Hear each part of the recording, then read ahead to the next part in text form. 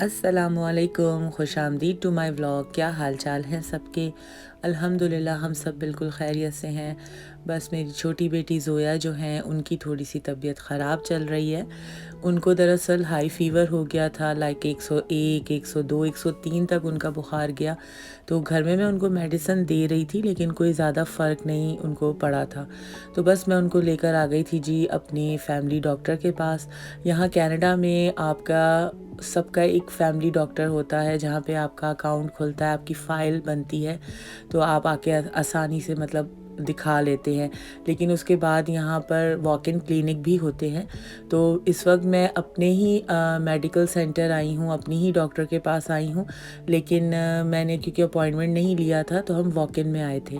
अच्छा जी, जैसे ही मैं अंदर आई ना तो ये फार्मेसी पे मुझे उनके काउंटर पे कोविड के टेस्ट किट नज़र आई। तो मैं बड़ा सरप्राइज़ हुई, उनसे मैंने पूछा हाँ जी कितने की है? तो उन्होंने कहा नहीं ये फ्री है गवर्नमेंट की तरफ से, लेकिन ये है कि पर पर्सन एक डब्बा आप उठा सकते हो, एक बॉक्स ना। तो यहाँ पर जी कोरोना की जो शिकायत है वो दोबारा से फैल रही है काफ़ी, इतना ज़्यादा भी नहीं है। लेकिन इन टेस्ट किट को जब मैंने देखा ना तो मैंने कहा लो जी काम है गड़बड़। ये देखिए जी, वॉक इन क्लिनिक पे आने का एक बड़ा नुकसान ये है कि टाइम बहुत लग जाता है। पूरा क्लिनिक खाली हो गया था और सफाई शुरू हो गई थी, हम बिल्कुल लास्ट में थे। अच्छा, जैसे ही मैं आई ना और मैंने कार्ड दिया रिसेप्शन पे, उसके बाद उन्होंने जी लगा दिया बोर्ड कि अब कोई और हम वॉक इन पेशेंट नहीं लेंगे। तो हम शुक्र अदा कर रहे थे कि आना हमारा वर्थ मतलब हो गया।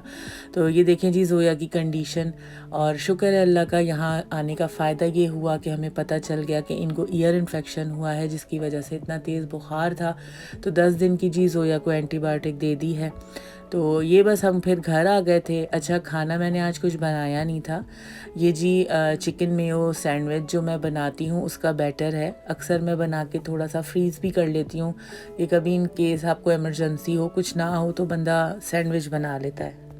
इसी तरह मैं पिज़्ज़ा सैंडविच जो बनाती हूँ उसका भी बैटर फ्रीज़ कर लेती हूँ। बस ये जाने से पहले मैं निकाल गई थी फ्रीज़र में से इसका बॉक्स, तो जब हम आए हैं तो ये सॉफ़्ट हो चुका था। अच्छा, बच्चे जो है ना वो ब्रेड के किनारे इतने पसंद नहीं करते, तो मैंने उनको कट करके तो बस ये बैटर मैं इस पे लगा रही हूँ। आपको अगर केचप पसंद है तो पहले आप एक नीचे लेयर केचप की लगा लें और उसके बाद ये बैटर लगाएँ। लेकिन बच्चे जो हैं वो ऐसे ही पसंद करते हैं, तो बस ऐसे ही मैं बना रही हूँ। अगर आपको मेरे ये चिकन मेयो सैंडविच की बैटर की रेसिपी चाहिए तो मेरा व्लॉग नंबर 48 है, उसमें मैंने फुल ये बनाई है रेसिपी, तो आप देख सकते हैं। बस जी इनको मैंने बेक होने के लिए रख दिया था, और जिस तरह हमारे पास ओवन में बेक का ऑप्शन होता है इसी तरह हमारे ओवन में ब्रॉयल का भी होता है। 1 मिनट के बाद मैंने बेक का जो मेरे पास बटन था मैंने ऑफ़ करके ब्रॉयल का ऑन कर दिया था। उससे ये होता है कि हीट ऊपर से आती है, और ये देखिए जो कलर आपको खूबसूरत सा इस पे आया हुआ लग रहा है ना, वो उसकी वजह से आता है। तो बस जी सैंडविचेस तैयार थे, बच्चे भी खुशी खुशी खाने लग गए थे। मुझे इतनी कोई ख़ास भूख नहीं थी, तो बस मैंने अपने लिए 1 कप चाय का बनाया और मैंने भी एक ही सैंडविच ले लिया था। ये जी हम सबका हो गया था रात का डिनर। ज़ोया को दवाई क्योंकि मिल गई थी और एंटीबायोटिक थी, तो आते के साथ ही उनको मैंने दे दी थी, तो वो भी इस वक्त सुकून से अल्हम्दुलिल्लाह रात में सो गई थी। तो मुझे बहुत ही ना इस वक्त यकीन करें सुकून मिल रहा था। अच्छा जी, चाय पीने के बाद और सैंडविच खाने के बाद मैं लग गई थी घर के कामों पे।